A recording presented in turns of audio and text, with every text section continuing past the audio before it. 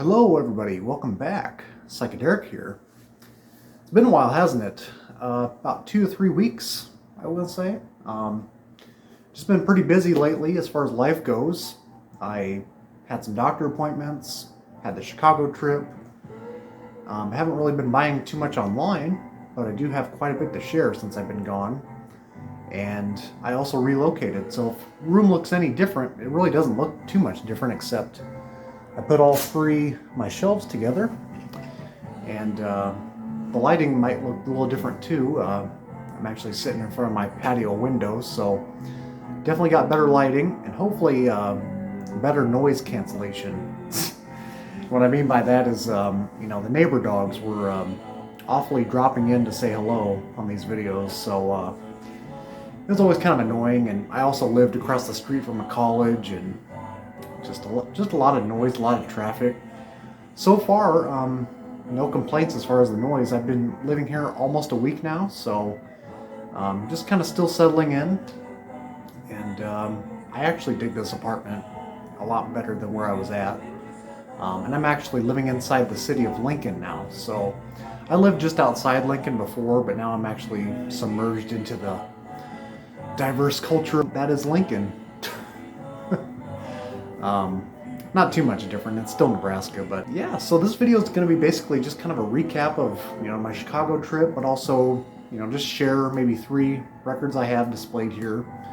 Just kind of give you a little analysis of what we're going to dive into soon. So this could possibly be a part 3 to part 4 video concerning my Chicago trip. I kind of want this to be just kind of on my own time, whenever I feel like it. And I thought today, didn't have anything else going on this afternoon, so I felt, let's give it a shot. So the Chicago trip, as you guys saw, fantastic time.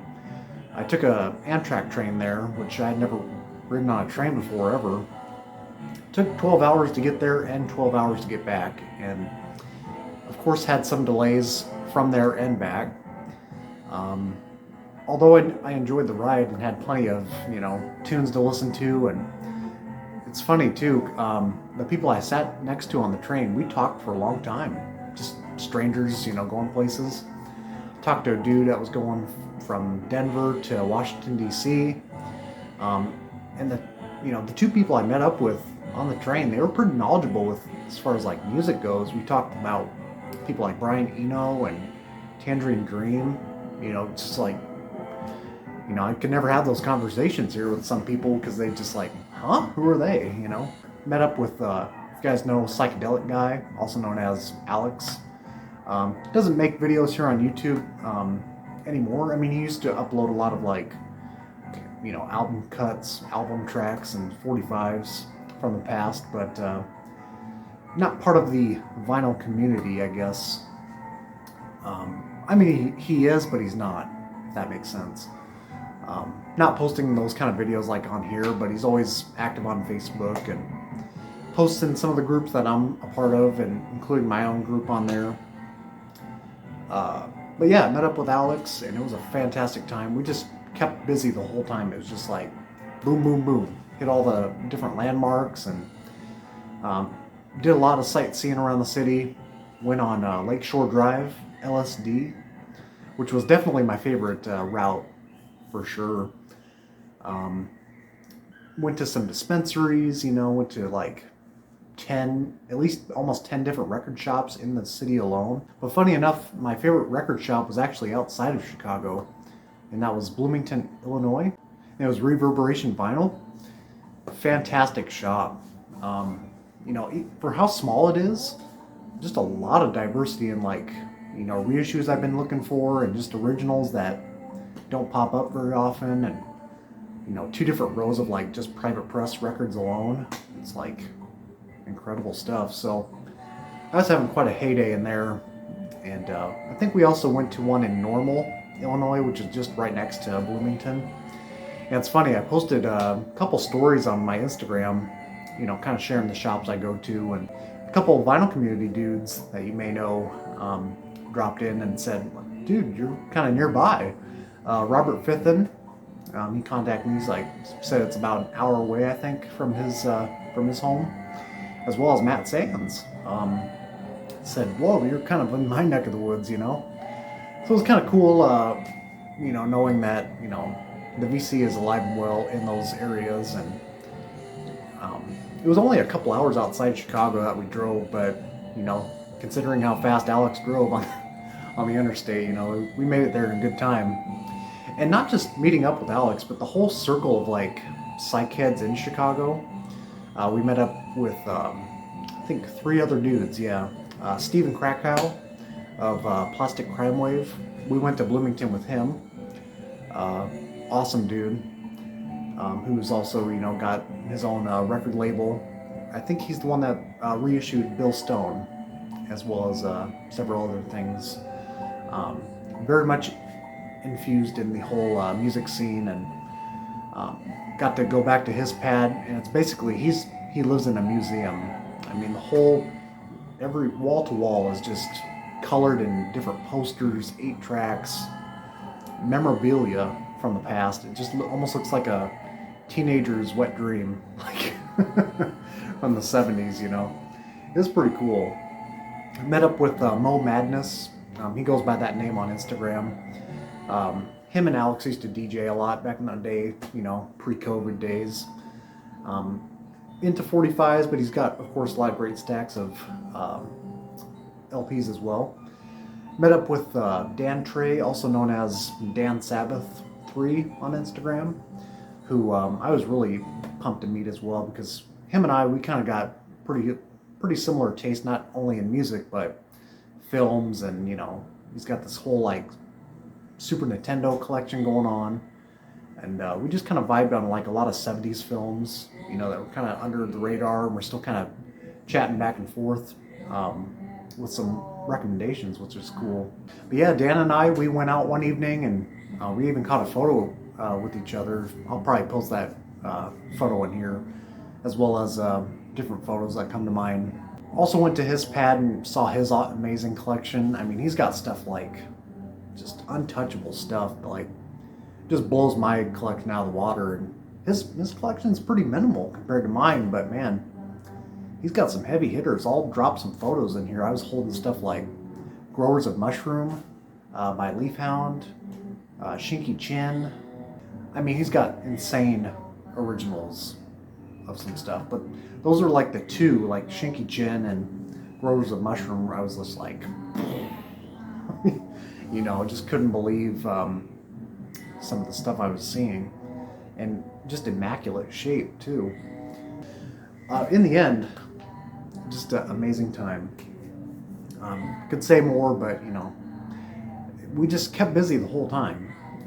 Maybe a couple mishaps as far as like traffic goes, because I think there was one time, might have been that Saturday when I was down there, the Cubs had won like 25-0, I believe, and it was like the first nice day outside, so of course people naturally want to celebrate and spend time downtown, and so we could not find a parking spot whatsoever. But the next night, Sunday night, was a lot more calmer, and as far as weather goes too, man, my hair was just like, I had literally an afro.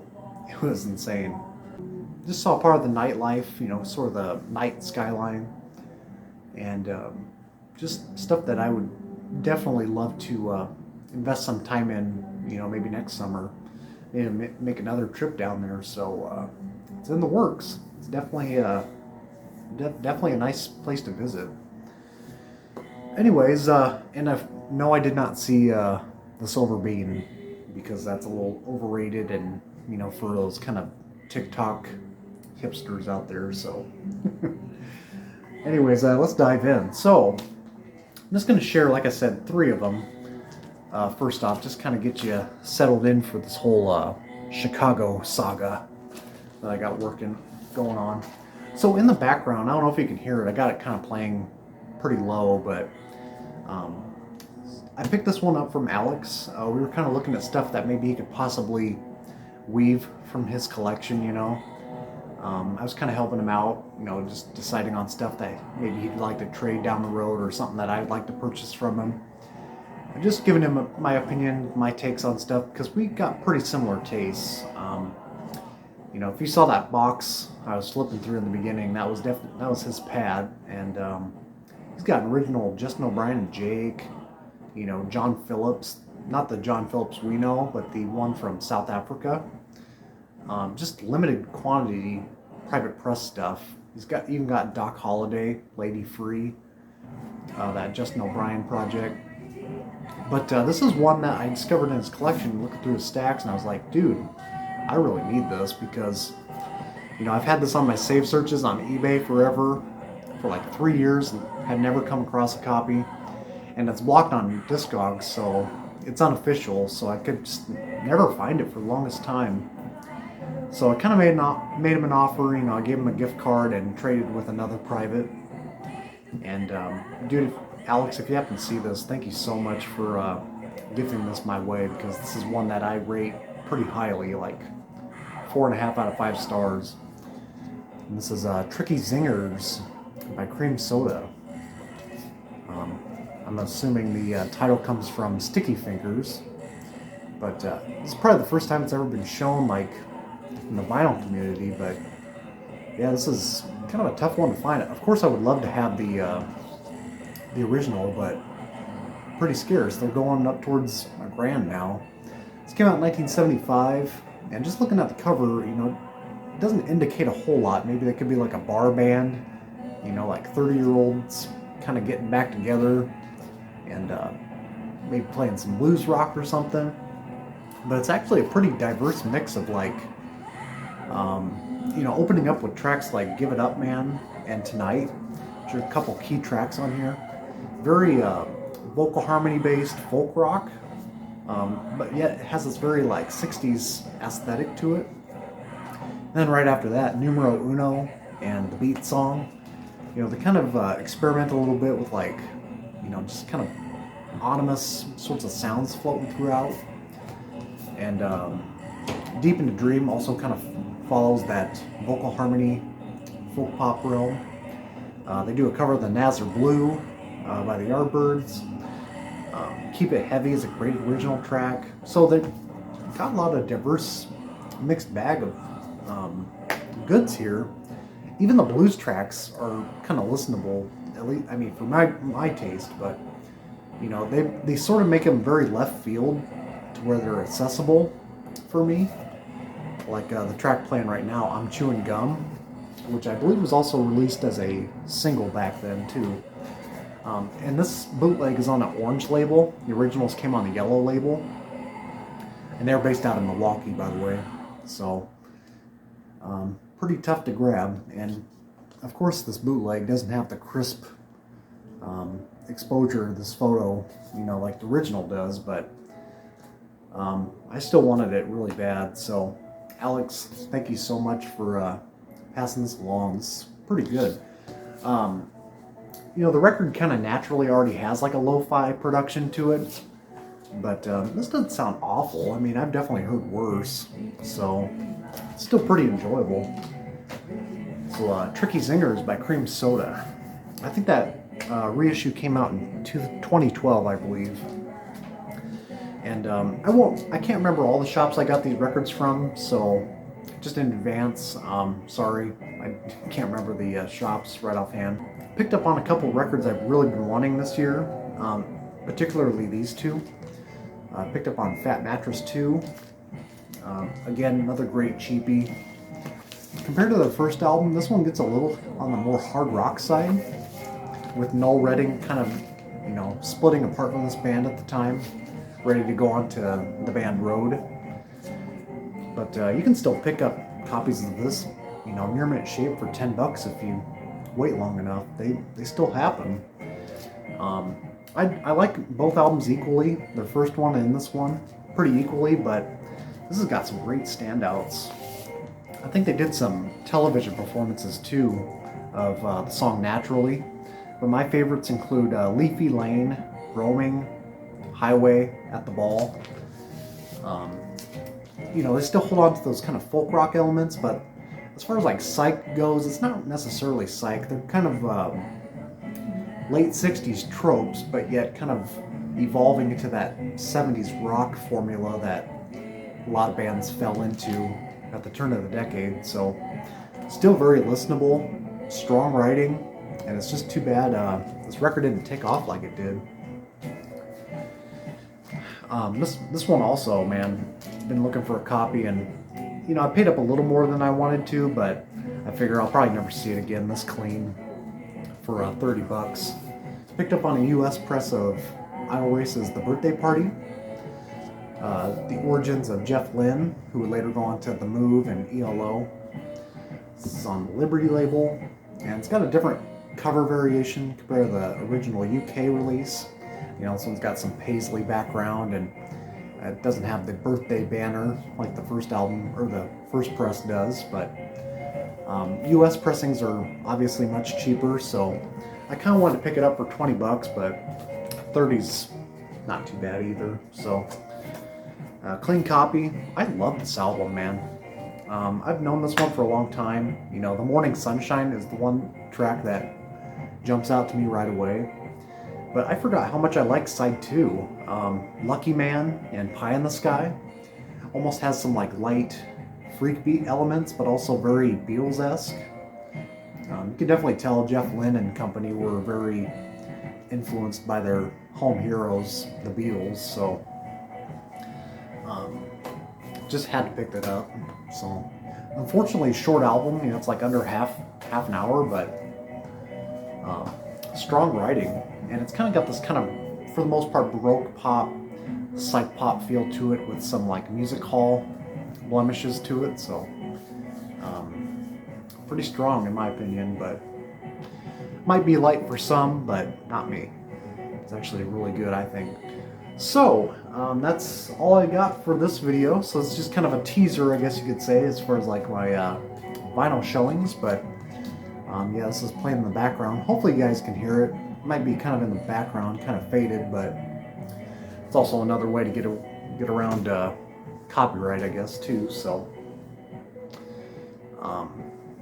yeah, about does it. So like I said, I'm just kind of settling into my new place here for a while, so I'll just kind of push the videos out when I have the time, or you know, kind of feel like it.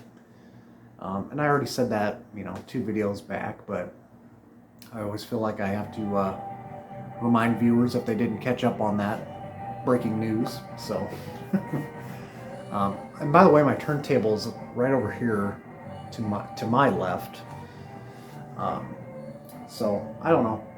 I'll get back into the habit of like making those psychedelic trip videos, and I'll probably put my turntable here for those kind of